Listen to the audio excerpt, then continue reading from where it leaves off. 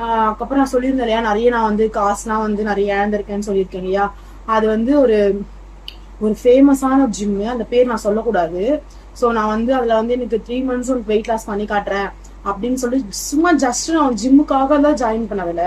ஒரு 1 year package எடுத்து join பண்ணேன். ஆனா அங்க போனதுக்கு அப்புறமேட்டுக்கா வந்து ஒரு 1 month நாங்க இன்ஃபுளுன்ஸ் பண்ணி, இல்ல நீங்க இது வந்து பர்சனலா எடுத்தாதான் நல்லா இருக்கும், நான் வந்து உங்களுக்கு கைட் பண்றேன், ஸோ நீங்க அதை பண்ணீங்கன்னா உங்களுக்கு ஒரு 3 monthsல வந்து உங்களுக்கு கம்பேக் கொடுக்குறேன், ஒரு 10 kg 20 kg லாஸ் பண்ணி காட்டுறேன் அப்படி இப்படின்னு சொல்லி நம்ம எவ்வளவுதான் வந்து நம்ம அடுத்தவங்களுக்கு வந்து நம்ம வந்து எவ்வளவுதான் நம்ம எஜுகேட் பண்ணாலும் நம்மள ஒருத்தவங்க மண்டையை கழுவும் போது நம்ம எதுவும் பண்ண முடியாது.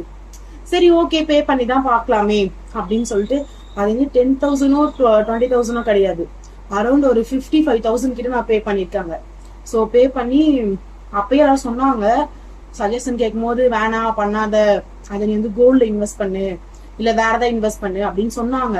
ஆனா நான் வந்து இல்ல, நான் ஜஸ்ட் ஒரு ட்ரை பண்ணி பாக்குறேன் அப்படின்னு சொல்லிட்டு நானும் பே பண்ணி அதில் ஜாயின் பண்ணேன்.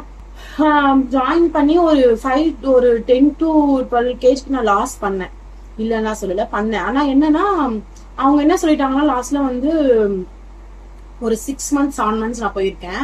அதுக்கப்புறம் என்ன சொன்னாங்கன்னா, நீ தான் டயட் ஒழுங்கா இல்ல, சோ நீ வந்து டயட் சரியா இல்ல, சரியா டயட் இருக்க மாட்டேற. ஆனா எல்லாமே டயட்டா நான் கரெக்டா தான் இருந்தேன். ஆனா அவங்க வந்து என்ன சொல்லிட்டாங்கன்னா, லாஸ்ட் டைம் டயட் சரியா இல்ல, அதனால வெயிட் லாஸ் ஆகல அப்படின்னு அவங்க சொல்லிட்டாங்க.